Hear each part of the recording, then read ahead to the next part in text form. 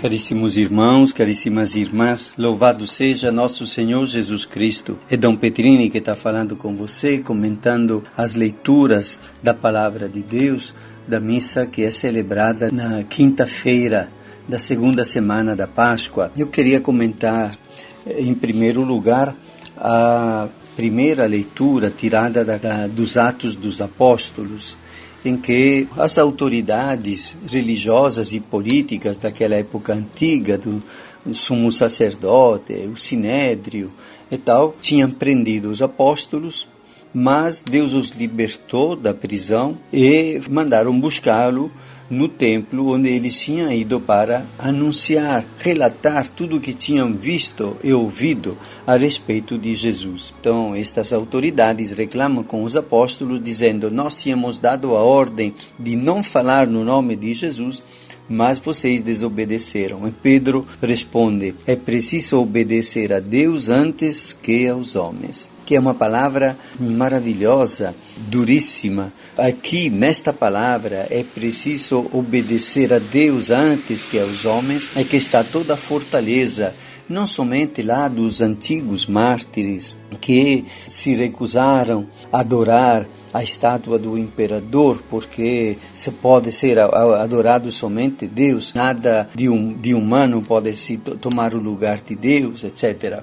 Mas também aqui toda a coragem, toda a criatividade, toda a fortaleza de um homem, de uma mulher, depende da certeza que está realizando a vontade de Deus, o seu desígnio, o seu plano a nosso respeito. E então é claro que a pessoa descobre, neste sentido, uma fortaleza extraordinária para responder ao Senhor que está chamando para constituir uma família, ou para dedicar-se à vida consagrada, ou para entrar dentro de uma profissão que lhe favoreça, quem sabe, o testemunho da sua fé. Bem, e depois Pedro fala àquelas autoridades: o Deus de nossos pais ressuscitou Jesus, a quem vós matastes pregando numa cruz. Quer dizer que como se diz, sem papas nas línguas, Pedro fala a verdade e fala que Deus ressuscitou a Jesus, quer dizer, o poder divino deu vida nova a Jesus, porque é filho de Deus, aquele mesmo Jesus que eles, autoridades daquela época, tinham mandado crucificar. E termina dizendo: disso somos testemunhas, nós e o Espírito Santo. Quer dizer, nós somos testemunhas, falamos daquilo que vimos e ouvimos. E o Evangelho, que é de São João, é Jesus que fala: o que é da terra pertence à terra e fala das coisas da terra.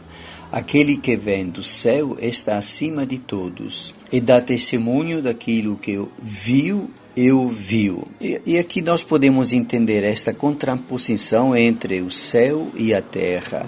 A terra é a nossa realidade, onde nós vivemos.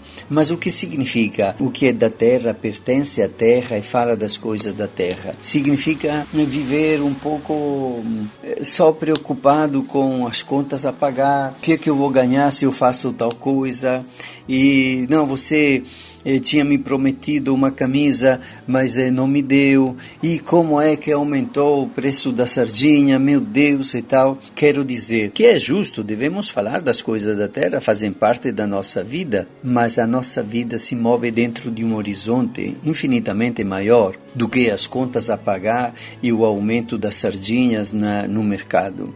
A nossa vida se move dentro de um horizonte que é de Deus e que tem dentro do seu plano o nosso crescimento, a nossa salvação, a nossa felicidade, uma vida de amizade fraterna e de comunhão, e o perdão dos pecados nossos e dos outros, e a possibilidade que nós sejamos testemunhas das grandes coisas que Ele realiza. E isto é a oposição com as coisas da terra. Sim, por exemplo, podemos olhar para um céu estrelado, belíssimo, mas podemos dizer como é grande Deus que criou esse céu estrelado. E podemos falar do preço da sardinha, mas podemos dizer como é bonito poder consumir nesta sexta-feira essas sardinhas como irmãos, porque nos queremos bem e nos acolhemos.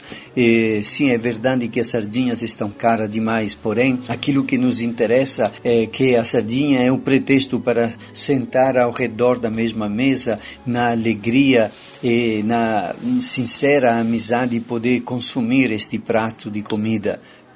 Quero dizer, vai além da coisa material em si. E o que é nesse sentido o céu? O céu é a verdade desta terra. Quer dizer, aquele que vem do céu está acima de tudo. Aquele que, sim, quer ser professor de segundo grau e se prepara e tal, mas depois pensa, quando é que vai chegar o dia para eu receber o salário e tal? Ele é da terra. Mas quando ele pensa, como é que eu posso preparar-me melhor para que os meus alunos possam verdadeiramente crescer numa maturidade humana?